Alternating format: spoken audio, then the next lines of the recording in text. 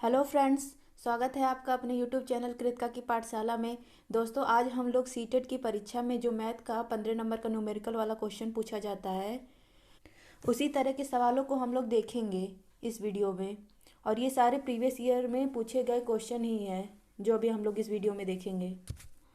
अगर आप इसी तरह के सवालों की प्रैक्टिस कर लेंगे तो आपको एग्ज़ाम में भी इसी तरह के मिलते जुलते क्वेश्चन मिलेंगे। तो ये आप लोग के लिए बहुत ज़रूरी है कि आप इन सब सवालों को बहुत ध्यान से पढ़ें, देखें और उसको प्रैक्टिस करें। तो चलिए वीडियो स्टार्ट करते हैं। और एक बात और, अगर आपको वीडियो अच्छी लगे तो वीडियो को लाइक और चैनल को सब्सक्राइब करना ना भूलें। चलिए पहला क्वेश्चन देखते हैं हम लोग। पहला क्वेश्चन है कि यदि निम्नांकित पाई चार्ट, क्या पाई चार्ट में लाल का भाग कितना दिया है? लाल का भाग आपका 40 है। तो सफ़ेद का भाग आपसे पूछा है, सफ़ेद का भाग आपसे पूछा है। यहाँ पे आपका देखिए पाई चार्ट, यहाँ लाल का भाग आपका कितना दिया? 1/2। पीला का भाग 1/4 दिया है। नीला का कितना दिया? 1/8। और सफ़ेद का 1/8। और लाल बराबर 1/2 बराबर कितना दिया है? यहाँ पे आपका 40 दिया है। कितना दिया है? 40। देखिए लाल का भाग कितना दिया है? 40। और आपसे किसका पूछ रहा है? आपसे सफ़ेद का पूछ रहा है। सफ़ेद का कितना दिया है? यहाँ पे 1/8 है, इसी का पूछ रहा है। तो लाल का भाग आपका कितना है? 1/2 बराबर कितना दिया है? 40 आपका दिया है। तो यहाँ से हम लोग 1 बराबर निकाल सकते हैं ना। ये यहाँ पे डिवाइड में है तो इधर जाएगा तो क्या हो जाएगा? मल्टीप्लाई में हो जाएगा। तो 2 × 40 कितना हो जाएगा आपका? 80। तो पूरे का भाग कितना आया? ये वृत्त बना है पाई चार्ट, उस पूरे का कितना आया? 80 आया। मीन्स पूरे का मान कितना आया? 80 होगा। तो आपका किसका पूछा है? आपका सफ़ेद का पूछा है। सफ़ेद कितना दिया है? 1/8। तो एक का मान कितना है आपका? 80 आया। तो 80 यहाँ पे रख दीजिए। अब इसको काट दीजिए, कितना आ गया आपका? 10।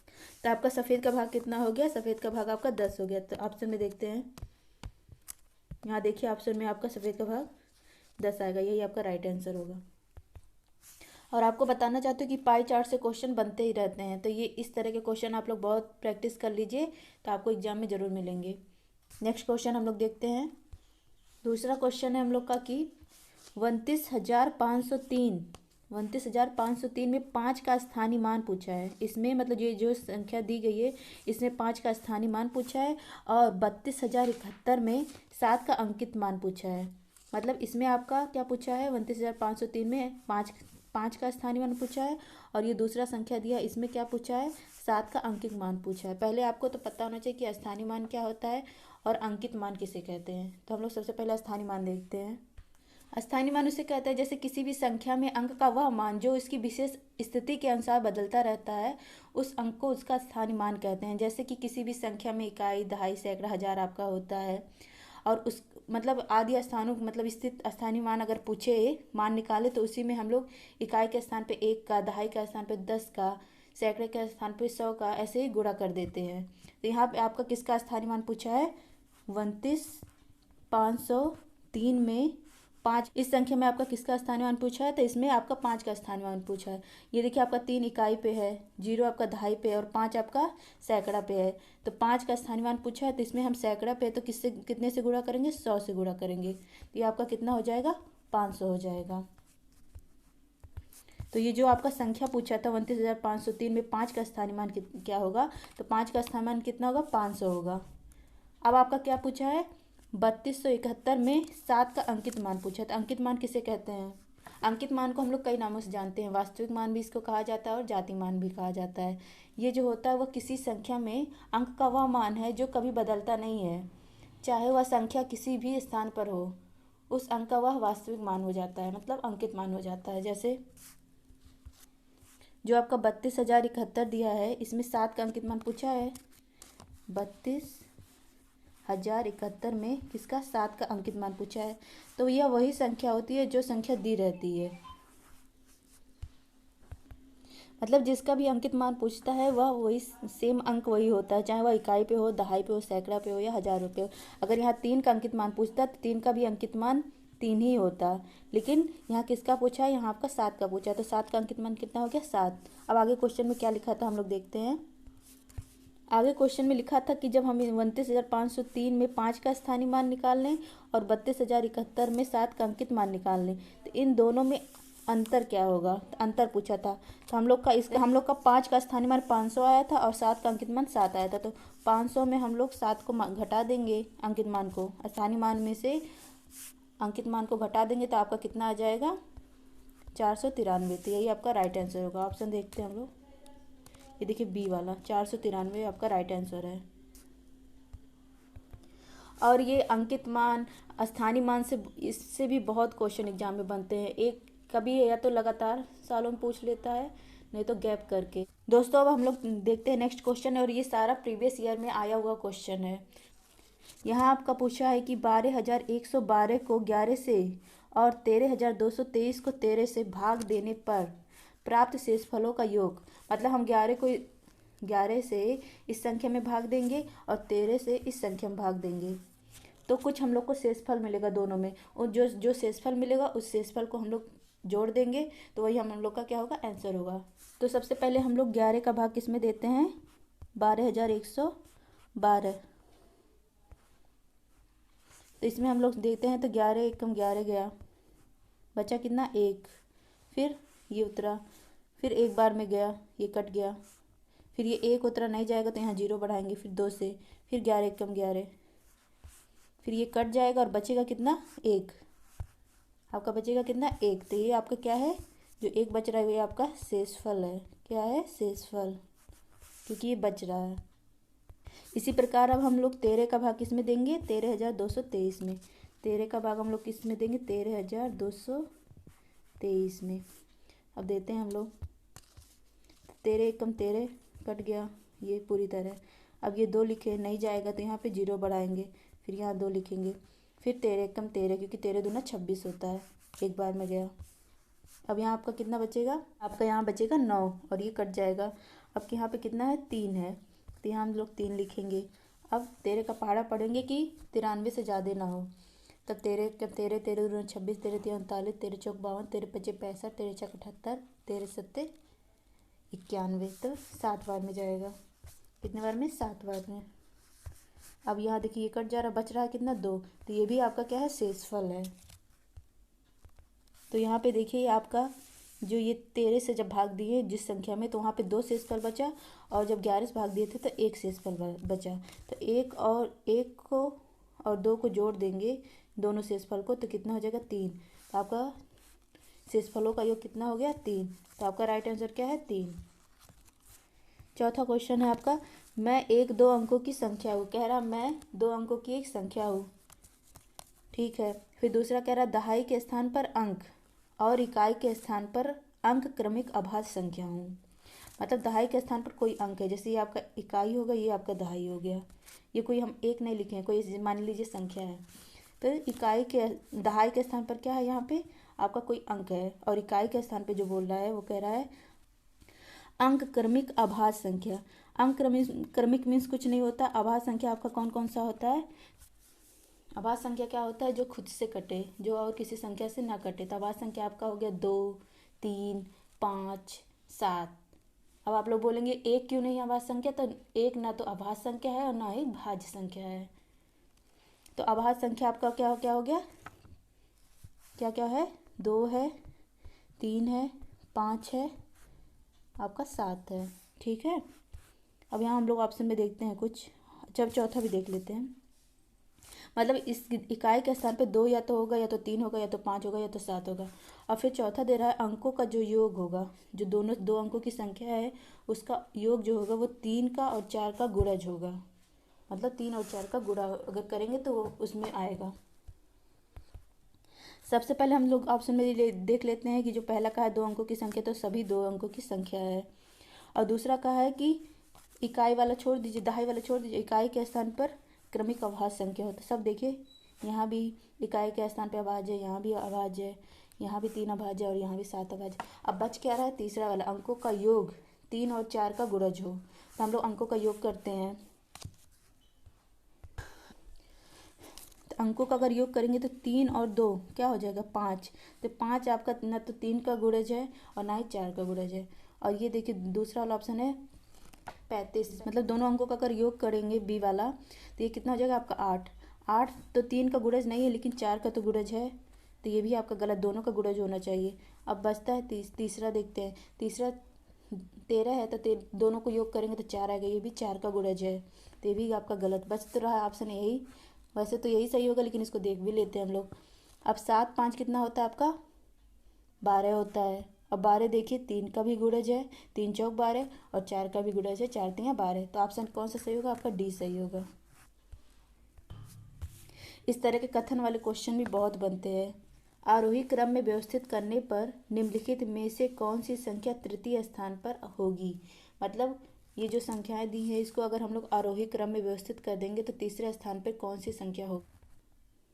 सबसे पहले आप लोग को ये पता होना चाहिए कि आरोही क्रम किसे कहते हैं। आरोही क्रम कहें या कहें बढ़ते हुए क्रम, तो इसका अर्थ यह होता है कि सबसे पहले छोटा, सबसे छोटा जो होता है उसके बाद उससे बड़ा, फिर उससे बड़ा, तो इसी को क्या कहते हैं, असेंडिंग ऑर्डर कहते हैं, आरोही क्रम कहते हैं। जो ये संख्या दी गई है, ये सब संख्या किस में दी गई है, ये सब संख्या दशमलव में दी गई है। तब अब हम इसी को व्यवस्थित करेंगे और आरोही क्रम में रखेंगे, और जो तीसरे नंबर पे होगा वही हमारा राइट आंसर होगा। तो दशमलव जो संख्या वो 3 अंक तक दी गई है, तो हम सबको 3 अंक तक लिखेंगे, क्योंकि दशमलव बाद हम लोग जीरो बढ़ा सकते हैं। तो पहला जैसे आपका है 7.07 लिख सकते हैं, और दूसरा आपका है 7.700 लिख सकते हैं। तीसरा आपका क्या है 7.707 हो गया। चौथा आपका क्या है 7 ये जानिए यहाँ पर, चौथा आपका 7.007। आप पांचवा आपकी संख्या कौन सी, 0.77, तो यहाँ 0 नहीं है तो इसको 0 बढ़ा देंगे, 3 अंकों के कर लेंगे। दोस्तों अब हम लोग इसको आरोही क्रम में व्यवस्थित करेंगे, क्योंकि आरोही क्रम में सबसे पहले छोटा, फिर उससे बड़ा रहता है। तो देखिए यहाँ पे ज़्यादा जगह नहीं है, मैं यहीं पे बता दे रही हूँ। तो सबसे छोटा आपका कौन सा है, ये सब देखिए 7000 के फॉर्म में है। दशमलव आप लोग एकदम भूल जाइए, इस मतलब इसके अंदर दशमलव लगाइए, एकदम भूल जाइए अभी कुछ देर के लिए। देखिए सब 7000, और ये कैसा क्या है 770, तो ये आपका सबसे छोटी संख्या है, पहला वाला। अब हम लोग इससे बड़ा देखते हैं, तो ये देखिए आपका 7070 है, और ये आपका 7700 है, ये आपका 7707 है, और ये 7007 है। तो इससे बड़ा कौन सा, ये आपका 7007, और ये 7070 आपका उससे बड़ा है। फिर आपका ये चौथा नंबर का है 7700, फिर ये आपका 7700 पाँचवें नंबर का सबसे बड़ा है। तो यहाँ आपका क्या पूछा था, आरोही क्रम में व्यवस्थित कर दिए हम लोग। अब आपका बोला तीसरे स्थान पे कौन सी संख्या है, तो ये देखिए आपका पहले दूसरे तीसरे स्थान पे आपका क्या है 7.070 आपका तीसरे स्थान पर है आरोही क्रम में, तो ये आपका बी ऑप्शन बिल्कुल सही है। दशमलव बाद 3 अंक तक लिखा गया है, तो हम सारी संख्याओं को 3 अंक तक लिख देंगे दशमलव बाद। उसके बाद लिखने के बाद हम लोग दशमलव को बिल्कुल भूल जाएंगे कि यहाँ पे दशमलव है। फिर उसके बाद हम लोग सब आरोही क्रम में पूछा है तो सबसे पहले उस सबसे छोटी संख्या, फिर उससे बड़ी लिखेंगे। और तीसरे स्थान वाला पूछा है तो तीसरा स्थान वाला आपका कौन सा था, ये बी ऑप्शन था, तो ये बिल्कुल राइट है। दोस्तों अब हम लोग का नेक्स्ट क्वेश्चन क्या है, ये देखिए इसका मान निकालना है। 17.5 गुणे 3 -21/7 और -3 गुणे 12.5, ये आपका बोर्ड मास वाला क्वेश्चन है। आप लोग को बोर्ड मास वाला रूल पता होना चाहिए। बोर्ड मास का आप लोग का रूल क्या है, बोर्ड मास ये क्या कहता है, B for bracket, O for of कहे या का कहे, D for division, M for multiplication, A for addition, और ये S for subtraction. BODMAS का रूल कहता है कि सबसे पहले ब्रैकेट को सॉल्व करना चाहिए, ब्रैकेट में भी सबसे पहले छोटा ब्रैकेट, फिर मझला, फिर बड़ा करना चाहिए, फिर ऑफ मीन्स का को काटना चाहिए, फिर आपको डिवीजन करना चाहिए, भाग देना चाहिए, फिर गुणा करना चाहिए, फिर एडिशन, फिर सब्सट्रैक्शन करना चाहिए। तो वही वाला क्वेश्चन यहाँ पे दिया है। तो सबसे पहले हम लोग क्या करते हैं, डिवीजन करते हैं, उसके बाद हम लोग मल्टीप्लिकेशन करके एडिशन कर देंगे। तो सबसे पहले हम लोग इसमें भाग देंगे, तो ये 7 त्रिक 21, यहाँ 3 आ जाएगा, तो हो जाएगा 17.5 गुणे 3 -3 इंटू 12.5।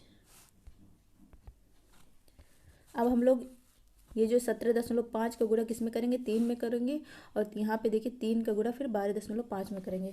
17.5 का गुणा 3 में करेंगे तो आपका आ जाएगा 52.5, और फिर -3 है, फिर माइनस, और इसका 3 का गुणा 12.5 में करेंगे तो आपका आ जाएगा 37.5। 5। फिर यहाँ पे हम लोग क्या करेंगे, यहाँ देखिए जहाँ पे कुछ नहीं रहता है यहाँ पे अपने आप एडिशन रहता है, तो हम लोग पहले एडिशन मतलब प्लस वाले को जोड़ लेते हैं। ये प्लस में है, यही अकेला प्लस में है, और ये सब क्या है माइनस में है। तो हम लोग ये देखते हैं 52.5 माइनस, और ये जो माइनस माइनस में है इसको एक साथ जोड़ेंगे तो हो जाएगा आपका 40.5, क्योंकि 37 और 3 कितना हो जाएगा 40, और दशमलव लगाया तो 5। अब इसको घटा देंगे तो कितना आ जाएगा आपका, ऐसे घटा सकते हैं ना, 12.5 40.5, ये आपका 0 हो जाएगा। फिर ये 2 आ जाएगा, यहाँ 1, आपका कितना आया 12। तो आपका राइट आंसर क्या होगा 12, इसका मान क्या आएगा 12, ये आपका राइट आंसर है। तो आप लोग को बोर्ड मार्क्स का रूल पता होना चाहिए, बोर्ड मार्क्स से भी बहुत से क्वेश्चन एग्जाम में सीटेट वाले में पूछते हैं। नेक्स्ट क्वेश्चन आपका है कि निम्नलिखित में से कौन सा कथन सत्य नहीं है। मतलब यहाँ पे कथन दिया है और आपसे पूछ रहा है कौन सा कथन सत्य नहीं है, नहीं है पूछा है। हम लोग कथन देखते हैं। पहला आपका है अभाज्य संख्याएं अपरिमित रूप से अनेक है। अपरिमित मीन्स होता है इनफाइनाइट, और अभाज्य संख्या भी हम लोग बताए हैं कि जो अपने खुद से कटे जो संख्या वो क्या कहलाती है, अभाज्य संख्या कहलाती है। जैसे आपका 2 है, 3 है, 5 है, 7 है, फिर आपका 11 है, फिर 13 है, 17 है। इस प्रकार की संख्या क्या है अभाज्य संख्या। और ये कितना है आपका इनफाइनाइट, इसको हम लोग काउंट नहीं कर सकते, मतलब ये अनेक प्रकार की हैं, मतलब इसको हम लोग काउंट नहीं कर सकते। ये सब क्या है इनफाइनाइट है। तो ये बिल्कुल सही है आपका कि अभाज्य संख्याएं अपरिमित रूप से अनेक है, बिल्कुल सही है कि अभाज्य संख्याएं बहुत सी हैं, इसको हम लोग। दूसरा दिया है अभाज्य संख्याओं के केवल 2 गुणनखंड होते हैं। ये भी बिल्कुल सही है कि अभाज्य संख्याओं के केवल 2 गुणनखंड होते हैं, क्योंकि एक जो है वो सभी का गुणनखंड होता है, और अभाज्य संख्या जैसे अपना आपका 2 है, 3 है, 5, ये सब खुद अपना भी तो गुणनखंड होगी। इसीलिए अभाज्य संख्याओं के 2 गुणनखंड होते हैं, एक एक और एक खुद जो संख्या हो अभाज्य संख्या वो, तो ये 2 गुणनखंड होते, इससे ज़्यादा नहीं होते अभाज्य संख्याओं के गुणनखंड। अब देखिए यहाँ हम दिया है एक अंक वाली केवल 4 अभाज्य संख्या हैं, तो ये भी बिल्कुल सही है कि एक अंक वाली केवल 4 अभाज्य संख्या है। जैसे आपका एक अंक वाली कौन कौन सी है, जैसे आपका 2 है, 3 है, 5 है, 7 है। फिर आपका 9 नहीं है, क्योंकि यह 3 से भी कटती है और 9 से भी कटती है, तो ये आपकी अभाज्य नहीं भाज्य संख्या। उसी प्रकार आपका 10 भी क्या है भाज्य है, ना कि अभाज्य। और फिर आगे आपका 11, ये क्या है अभाज्य संख्या है। ये सब क्या है अभाज्य संख्याएं हैं। और एक ना तो अभाज्य संख्या है ना ही भाज्य संख्या है, तो 4 अंक मतलब 1 अंकों वाली 4 ही तो संख्या है। यहाँ पे तो फिर 2 अंकों की आ जा रही है, तो ये आपका तीसरा भी बिल्कुल सही है कि 1 अंक वाली केवल 4 अभाज्य संख्याएं हैं। अब चौथा दे रहा है सभी अभाज्य संख्याएं विषम संख्या होती हैं, ये बिल्कुल गलत है। अभी आपने देखा कि अभाज्य संख्या कौन कौन सी है, 2 है, 3 है, 5 है और 7 है, 11 है। तो यहाँ पे देखिए 2 क्या है आपका सम संख्या है। तो यहाँ पे जो बोला है कि सभी अभाज्य संख्या विषम संख्या है, ये बिल्कुल गलत है, क्योंकि आपका 2 क्या है सम संख्या। तो यही आपका क्या हो जाएगा, यही राइट आंसर होगा चौथा वाला, क्योंकि क्वेश्चन में क्या पूछा था आपका निम्नलिखित में से कौन सा कथन सही नहीं है। तो कौन सा कथन सही नहीं है, यही वाला सभी अभाज्य संख्या विषम संख्या होती है। नेक्स्ट क्वेश्चन है कि यदि 112 इकाई प्लस 12,000 इक्वल टू 11,012 है प्लस डॉट डॉट दहाई है, तो रिक्त स्थान पर क्या होगा। यहाँ डॉट डॉट पे हम लोग जहाँ मान लें यक्स है।